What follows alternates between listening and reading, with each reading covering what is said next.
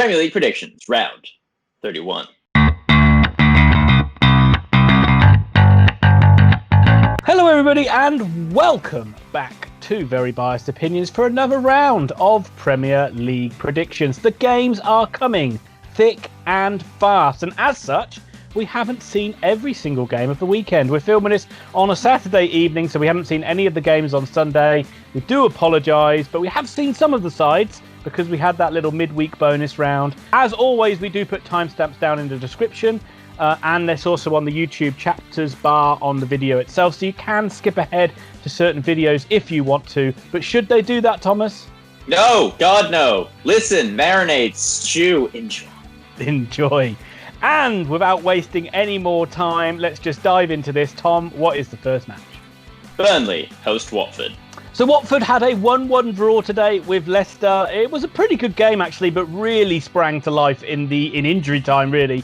Watford looked like they'd thrown it away when they conceded in the 90th minute to what was an excellent goal, but then went up and scored an absolute belter through Craig Dawson. There's been some good goals scored over these first few games, but this may be the absolute best. What is the centre-back doing with a bicycle kick finish, which would have broke, well, it did. Kasper Schmeichel did get a hand on it, so he's lucky he didn't break his hand. But yeah, absolute craziness. You thought that Watford had thrown away a point which they thoroughly deserved. I thought they played well in this game, actually. Very powerful side, and I think they matched up with what Leicester had to offer quite well. I think they dealt with Leicester quite well in the game and had a lot of chances and maybe could have won the game if they were a little bit sharper. Thought Deeney was pretty good whenever they got the ball up to him. He held the ball up well. Considering I didn't think he was going to play, I was quite, I thought he did a good job. Decore and Messina I thought also had good games as well, and obviously Ben Foster had a good game because he's one of the best goalies in the Premier League. Ben Foster was awesome. Yeah, he was awesome in that game. He's a great keeper and he never lets Watford down. But you know, you look at it and just say it looked like a game Watford probably should have won. Then they thought they'd lost it. And then they got a point out of it in the end. So crazy game. How they get on against this Burnley side is probably going to be got two very powerful sides. You would say again. I think Watford could get something out of it, but I think Burnley are going to win this one. I think it's going to be 2-1 to Burnley. Yeah, I mean, we've already spoken about Burnley in the last video, and we haven't yet seen them play Man City, but if we're being totally honest, off the back of City just trouncing Arsenal, you can't exactly see them coming into this and not playing well. They're going to put up a better showing against City than Arsenal did. Yeah, but I mean, literally 11 one-legged men and a dog would do a better job than Arsenal did. I mean, let's not even talk about that. We're getting to them. Yes, we're getting to them, Ian. We'll get to them. But they're a really solid unit, and as much as Watford are a battling side, did well against Leicester, I don't think Burnley are going to give them the same chance as Leicester did. Leicester played a bit more open, and it seemed to take them a while to get into it. I kind of view Burnley as a Sheffield United. Sean Dyche isn't going to let his boys enter this game without them all raring to go. They're not going to give them an inch of space. And I know Watford think they're up for the challenge of fighting off relegation, but I think this is a step too far for them. I don't think there's going to be as many goals. If there's anything that this start to the Premier League has taught me is that we're not seeing the amount of goals we thought we would. I'm going to go with a 1-0 Burnley victory. Chelsea versus Manchester City. Well, Ian, I've literally just talked about the fact that we haven't seen Burnley play Man City, but we have had the honour, privilege, and just all-round fun time of watching City trounce an average Arsenal team. Ran out 3-0 winners. De Bruyne and Gundogan had a pretty good game. David Luiz turned up, which is everyone's favourite moment because you know he's just going to ruin the game. He played for about an hour. It was like the David Luiz comedy hour. Look, the only way Raheem Sterling was going to score in 2020 was if David Silva was given a game, and he was. World's stupidest error to just play Sterling in. Sterling gets his first goal. Game's over at that point. Sterling, De Bruyne, and then obviously Foden, the great hope of English football, got a goal after Aguero hit the post. Tough to not see Aguero starting the match, but I think for City's sake, to the end of the season, they probably need to chop and change him. He is notoriously bad at staying uninjured. A nasty injury for Garcia kind of spoiled the night for City, but enough. I've talked for an hour about Man City, and I hate this team. They're going to beat Chelsea, unfortunately, 3-1. Yeah, Chelsea are one of those sides we haven't seen play, unfortunately. But you would expect this one to be a pretty good match. From what you've seen of Chelsea, they've been... You don't know what you're going to get from them. They're either going to be absolutely brilliant or they're going to be a train wreck. They're probably going to be a little too weak at the back for to play against Manchester City, but you would expect a lot of goals in this one. And because we haven't seen them, I am afraid I can't really talk too long about it, Chelsea fans. So I'm just going to give my score. I think it's going to be a 3-2 Man City win. Because we're moving on. Because Leicester City are hosting Brighton and Hove and Albion. Well, Thomas, what happened down on the South Coast today? No, I'm not talking about Bournemouth versus Palace. I'm talking about Brighton getting a fantastic victory over Arsenal. Well done to Brighton. I have a feeling that they fancied it today, and they just thought, well, with Arsenal a bit injury depleted and coming off the back of a tough game against City, that this was a game they could take all 3 points in. It was just like the game at the Emirates earlier on in the season, with Neil Maupay getting a late winner. Not only was it a good win, but they came from a goal down to win it as well. They went down to a very good goal, actually. Nicolas Pepe scored the goal. I'm sure you'll talk about that for like a sentence when you talk about Arsenal. But then they didn't give up. They came back into it. They got a goal from a set piece. You always fancy a chance against Arsenal from a set piece, and they didn't clear it, and Lewis Dunk just hung around in there and kind of scuffed it over the line, if you like. But then the winning goal was worth waiting for. It was right at the end of the game. A very fine move. Maupay sort of dummied the ball and then he spun in behind. It was played into him and he got inside, and the finish was absolutely fantastic. He drove Arsenal nuts in the game because they are convinced. Well, they're not really, but they had the excuse that they thought he'd fouled Leno and injured him, and then it was almost like kind of the worst person that could possibly score the winner from an Arsenal point of view, because he just literally wound them up all day like the little annoying git that he looks like when he plays. But as I say, I can't give Brighton enough credit. They desperately needed a win. They probably only need a couple more wins now, and they will be safe. I thought Bissouma was excellent at the back for them. I thought Dunk and I thought Burns dealt really well with everything Arsenal. Arsenal had a lot of corners and set pieces, and they just seemed to deal with that threat quite easily in the game. And Maupay, I mean, that's sometimes we slag him off for shooting 50 times a game, but when he scores you winning goals, you can't really argue with him. I don't think Brighton will get anything out of this game. I think Leicester are looking for a win. I think it will be a Leicester win. I think they'll win 3-1. Ian, I get to talk about Leicester. They won the corresponding fixture to this 2-0 earlier. It feels like years ago, but they have just had a sensational 1-1 draw with Watford. They actually took the lead in the 90th minute. I know you've already talked about Watford, but I'm going to talk about Leicester.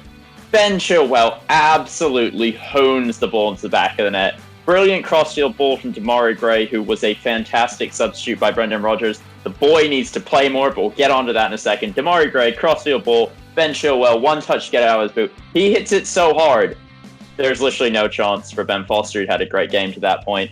Albrighton had hit the post earlier in the game. Maddison had a really good match. Jamie Vardy was totally marshalled out of it. He's still looking for his 100th Premier League goal. Schmeichel was really good today as well. The goal he conceded, I don't think anybody except maybe his dad would have stopped.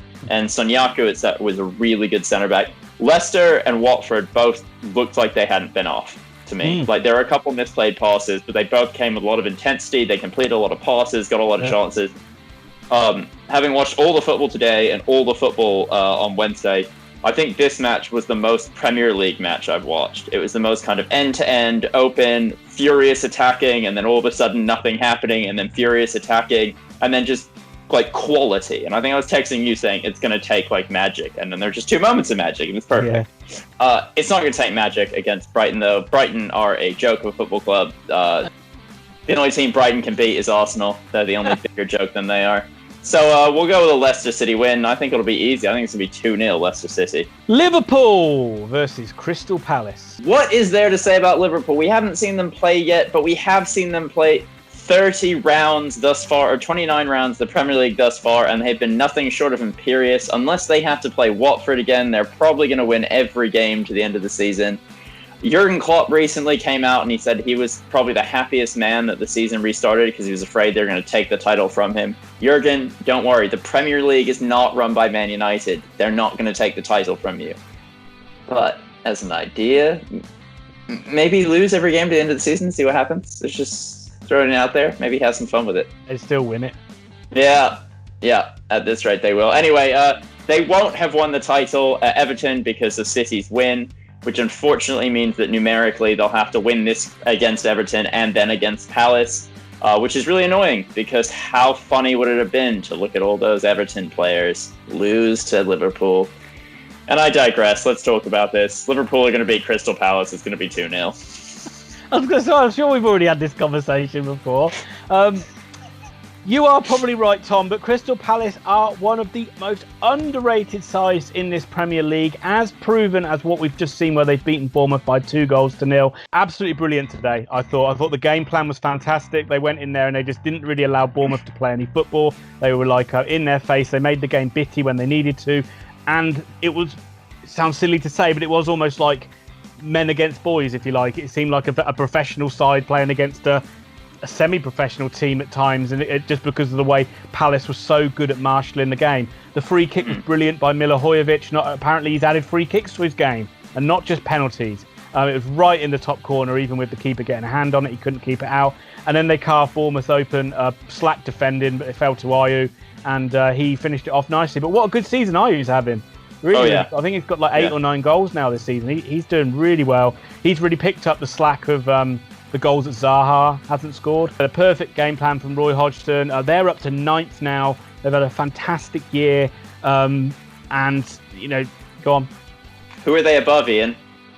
They are above Arsenal. We're going to make every single one of these ones about Arsenal, aren't we? And they still can't get anything out of Benteke, but I did think his hold-up play was pretty good in this one.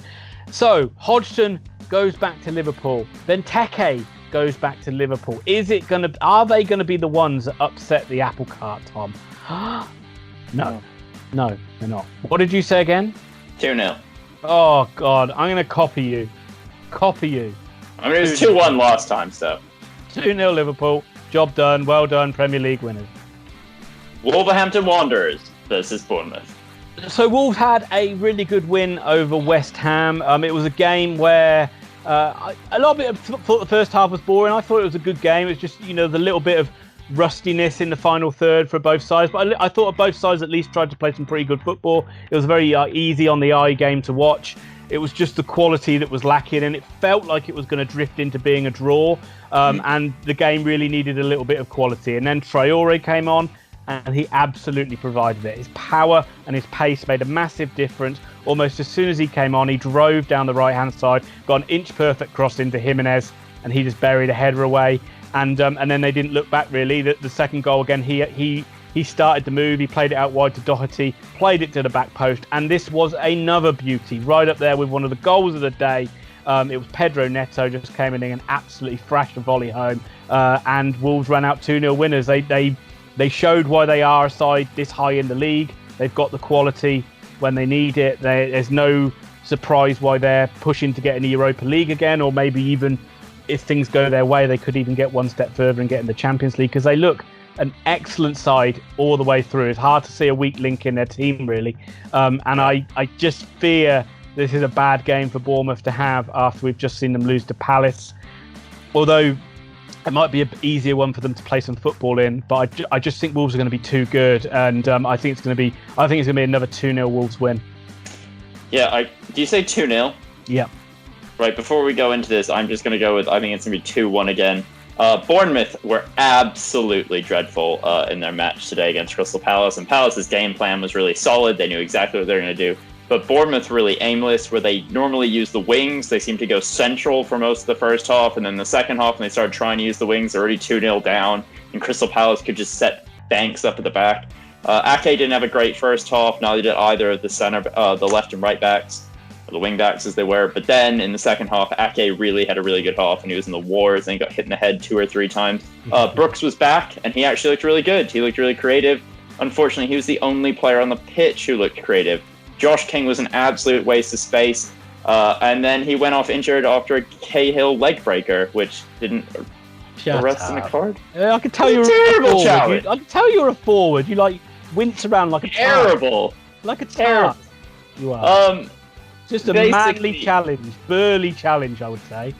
There was the difference between these two sides was that one side came out and wanted to play football, and the other one just didn't seem up for it. Bournemouth are going down. They've not won an away game. Don't be like fucking mainstream media where you just have cast aspersions after one game back. They're still Ian, I've cast aspersions for literally 2.5 years of this channel. 2.5 years of every time Man United win, they're winning. If they won a game, if they won, you'd be saying Eddie Howe, brilliant. Oh, Eddie Howe is brilliant. The team's going down though. They're not good enough to stay up. They're not good enough to stay up. Text me saying, Bournemouth down. It's like, where's the hope, man? Where's the They are down. The only chance they don't go down. Have you seen their schedule? They've still got to play Leicester, Man City, Man United, flipping Spurs, Newcastle. Man United haven't won a game yet since the lockdown. They haven't lost either. Yeah, The only games you can see Bournemouth winning are maybe against Southampton and Everton. Maybe. And Man United. And Man City. And Leicester. No one has time for you. Anyway, so it's going to be a 2-1 victory to Wolves, and apparently I'm not allowed to talk anymore. So, Ian. Newcastle United versus Aston Villa. I'm going to talk to you about Milli Vanilli. That's right. Aston Vanilla. That's right. Aston Villa. That's right. The villains. How many different ones can I do? So many. Their game with Sheffield United will basically be completely overshadowed by a VAR incident. Absolutely no idea what happened. Apparently they didn't turn Hawkeye on, I believe is the thing we're being told now, at the same time as the cameras. It really made me angry. I got so angry at that. But I'll talk about it when we do Sheffield United a bit more. I think you made a really good point to me that even if that goal had gone in, I think you thought the second half would have been a totally different game, and I think it would as well. That happened. You see Sheffield United close up shop even more, because normally when something goes against a team, they throw their tools down. They didn't. They got a lot stronger. Not really sure why Nyland's in goal. I think you spoke to me about that. Pepe Reina's played well. Well, he had a howler against Leicester just before the lockdown. Like, he made a really bad mistake, but you wouldn't have thought you would drop him for that, because he's such an experienced goalie. I don't know. I mean, Nyland had a howler when he decided to carry the ball into the back of the net. That's what I'm saying. You wouldn't have thought Pepe Reina would make a mistake like that, because he would have probably punched it. Yeah.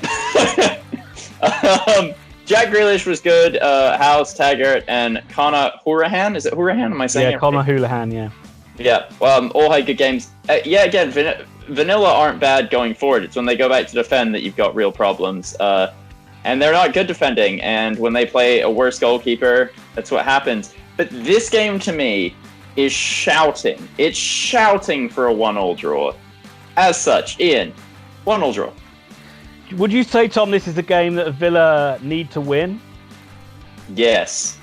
But they're not going to win it, Thomas, because they're coming up against one of the greatest managers in the history of football. I've been doing a lot of research through the history books of football, and there's been one name that has leapt out of the page at me. More than Ferguson, more than Guardiola, more than Clough, and that is Stephen Bruce, the second coming of Kevin Keegan. I will love it if we beat them. I haven't seen his band of magpies since the lockdown, so I can only assume that they've absolutely stuffed Sheffield United in the game, and they're going to do another stuffing of Aston Vanilla in this one. They're going to get licked. Aston Vanilla are going to get, and Newcastle are going to do the licking. It's going to be Newcastle 2, Aston Vanilla 1. Norwich versus Everton. God, Norwich City, Thomas. Norwich frustrate me so much. It's like a new start after lockdown, but same old Norwich. At times they looked brilliant.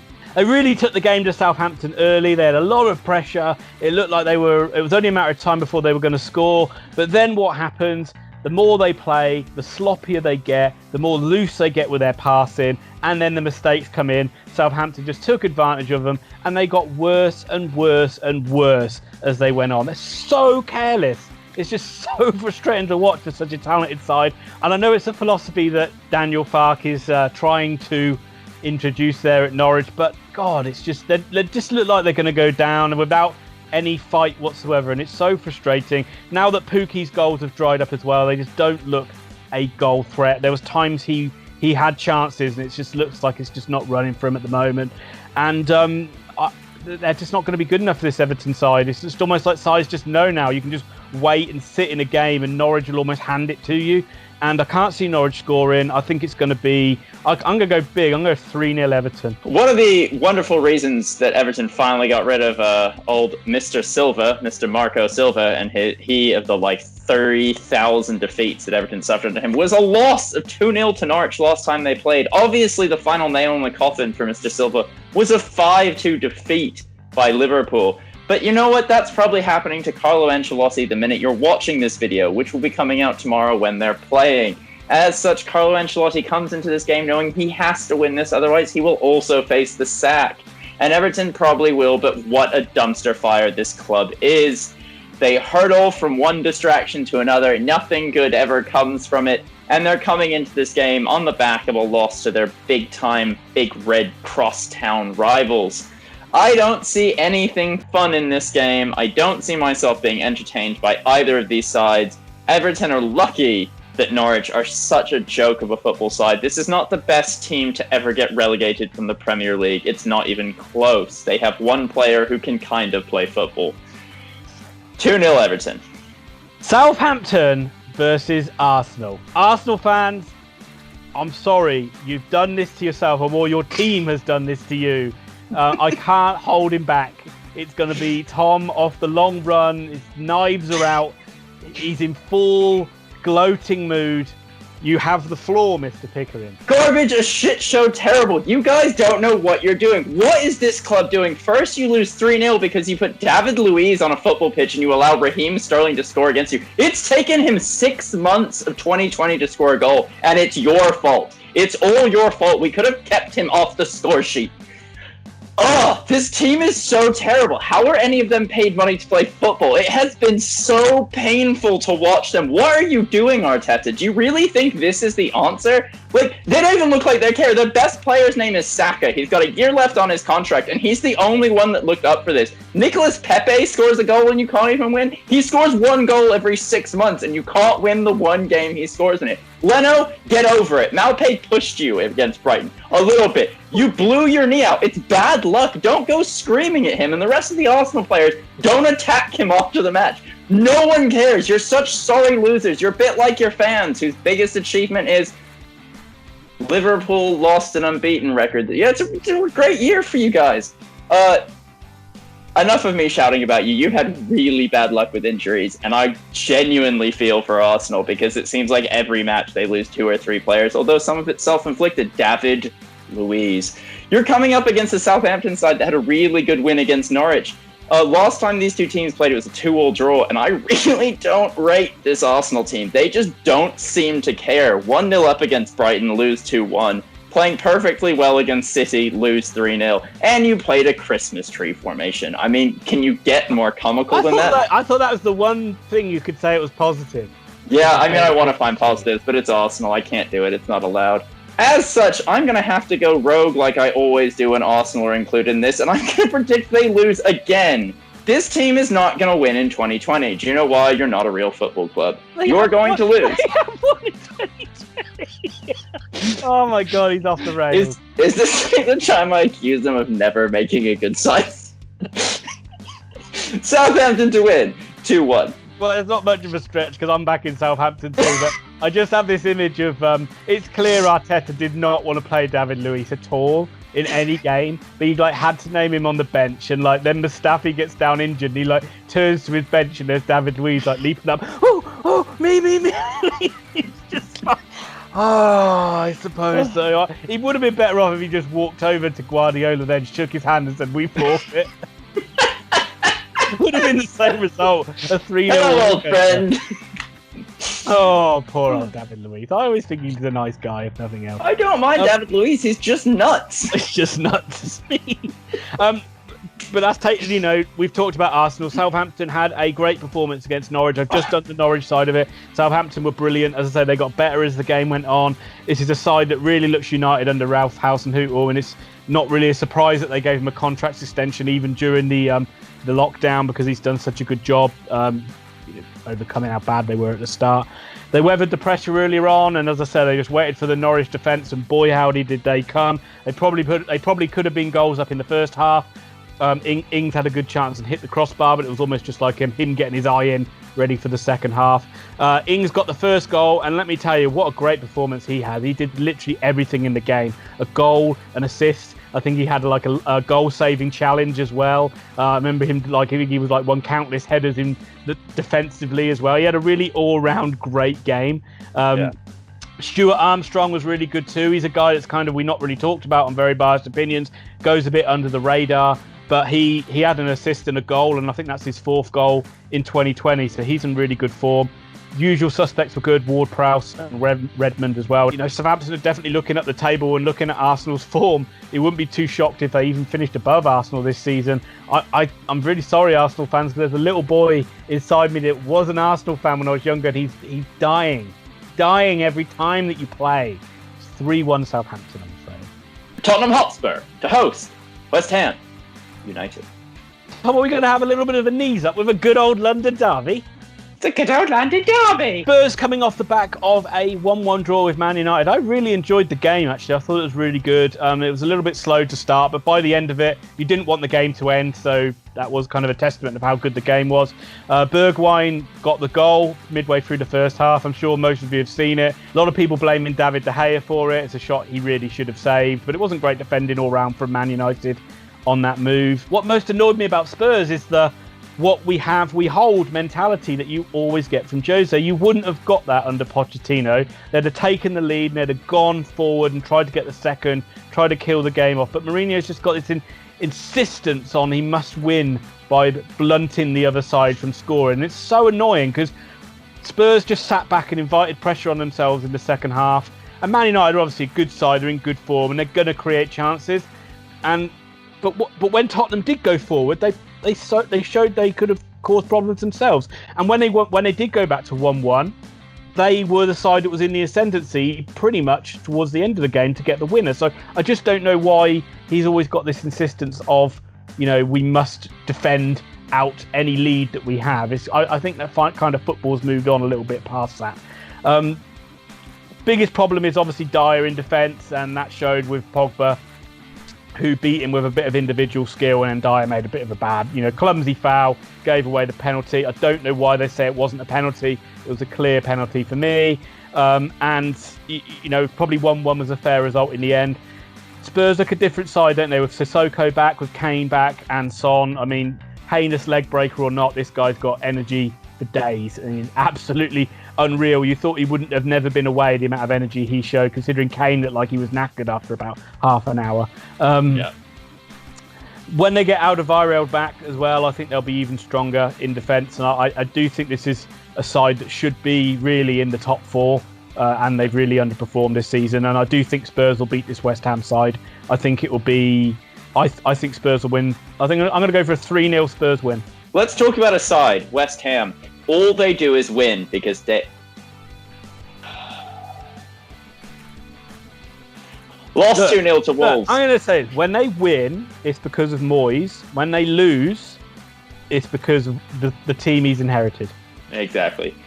For some reason, this West Ham side, no matter who the manager is, seem intent on playing Michail Antonio up front, which makes no sense, and this epitomizes everything about this club. It's hoping a player can do a job rather than playing a player where they're best. Antonio's proven time after time his best as a winner. Yes, he's good in the air. This isn't 1965. You don't put the big bloke up top and ping him the ball every time. He can play football. He has feet. Stop just trying to get him to win headers. It's pointless. Don't you have Andy Carroll for that? I mean, who are we to question the messiah that is David Moyes?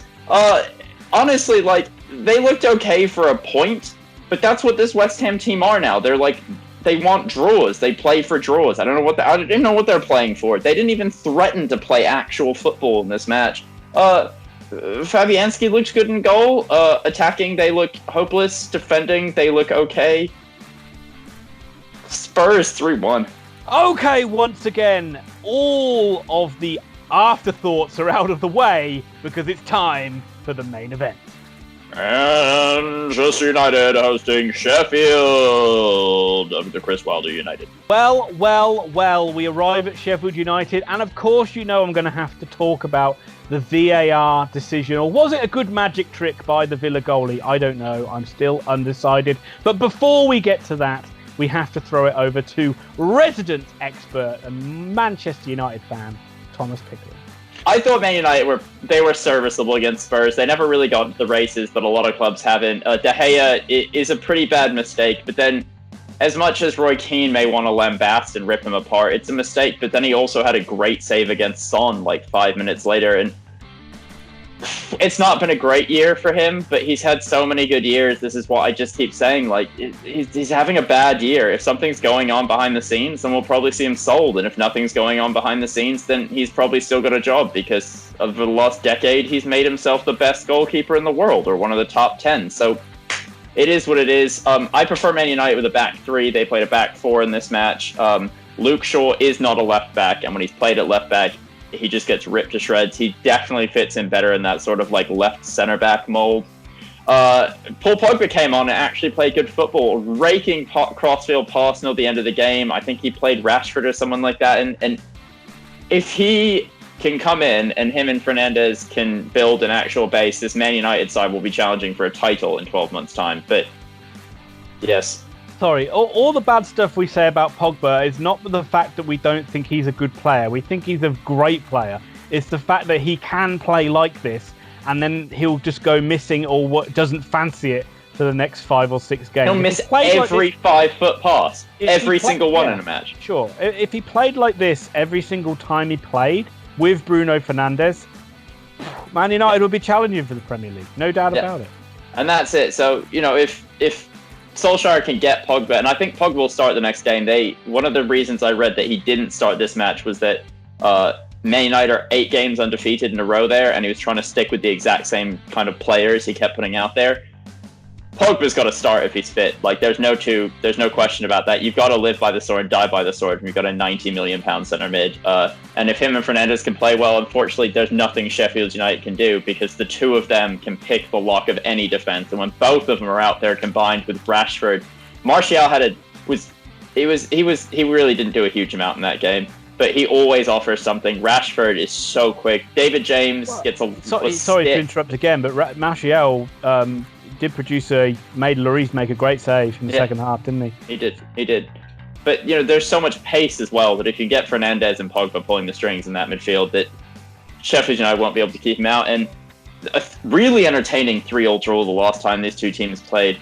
I don't think that Sheffield United will get that many goals this time unless De Gea just scoops the ball in 3 times. I'm going to go with a 3-1 United victory. Well, if I remember it, David De Gea did make a mistake, I think, in the 3-3 draw. But that game was crazy because Man United were 2-0 down, and they just got like 3 goals in like 5 minutes in that game, and then Sheffield United got an equaliser back at the end. And Man United scored all their goals in 7 minutes. Williams, Greenwood, Rashford, 72nd minute to 79. And then the roof nearly came off Bramall Lane when they scored the equaliser at the end. But I can't stand Roy Keane's comment. Yes, De Gea has made a mistake, but then he's made a world-class save, and he will not. He's so angry that he has to slag off the mistake that he cannot then give any praise for the save, saying that's a save he should make. He should catch that ball. It's like, why is this guy on Sky? I don't know why he's on Sky. He's not a good pundit. Because he says this. That's the only reason. Everyone agrees it was a terrible mistake, but he just ranted for 10 minutes about that one thing. That's a good segue, Thomas, that you said the word terrible mistake, because that is the word of the day, and certainly the word connected to Sheffield United's last game against Villa. Oh my God, how is that not given as a goal? The goalkeeper is standing with the ball, or falling with the ball behind the post. He's got the ball behind the post. How have you not given that as an absolute joke? And the thing I hate about it is not only did VAR not give it, but now the goal line technology, which has been perfect so far, is now going to be called into question whenever there's a goal line technology decision now. And I hate that. And obviously that's robbed Sheffield United of points. Obviously it was only half time in the game, but they're so good at winning games like that I think they would have held on to win that game if they've gone a goal up. And that could be the difference. You said it earlier on in the week to me. that could be the difference between them getting in the Champions League or not, especially if Man City are kicked out of Europe next season. So the ramifications are huge, and it's such a bad mistake. And as Chris Wilder said, you can stand around in the rain waiting to decide if someone's toenail is offside, but you can't give 2 or 3 minutes to decide that one. It wasn't a great Sheffield United performance, and no, they probably didn't deserve to win the game, but this was a bad mistake. This one's a real shame that they won't have fans in for Sheffield United, because it would have been one that they really would have been looking forward to, players and staff going to a full Old Trafford. And but it's a completely different Man United side from the side they drew 3-3 with. And although Chris Wilder will celebrate like this if they win, I'm afraid it will not be that score, and I think Man United will win this quite easily. I'm afraid probably they don't lose. I'll say, because Sheffield United are so good and don't concede many, I'm going to say it won't be that many goals, but 2-0 Man United. That is it for me and Ian this week. We hope you enjoyed our predictions. We actually got to watch some games before making a prediction, which is nice because the Premier League is literally going to come so thick and fast. There will be rounds we don't get to see that. Before I go, all that's left to do is to thank people like Alexandra Allen for your comments, although please just stop commenting. Cinny, Shane O'Donnell, love it. Comments every single match, every single video we do. Shane O'Donnell copying me again. Is he? Probably. He always copies me. Copied me on the League 2 ones. Got no independent thought. Michelad BVB, yeah, Ian's terrible, we know. Oh, awful. Warburton. Awful. I did manage to fluke Bundesliga this week. You did. God knows how that happened. Voyus Versa, thank you. We do have chemistry. I miss Alan. Robert Allen, yes. Thank you. Stop reading his comments. He's the worst. He's okay. Jonathan Mays predicted a 2-1 victory to Brighton literally yesterday. Well done, sir. I checked the time. Sir. You can't predict scores after they happen. Look, Ian, I'm just saying I also predicted 2-1. But look, that's enough said. We hope you will stay safe. This video is long enough. We hope you're all staying safe. We're sending you lots of love. Have a good day.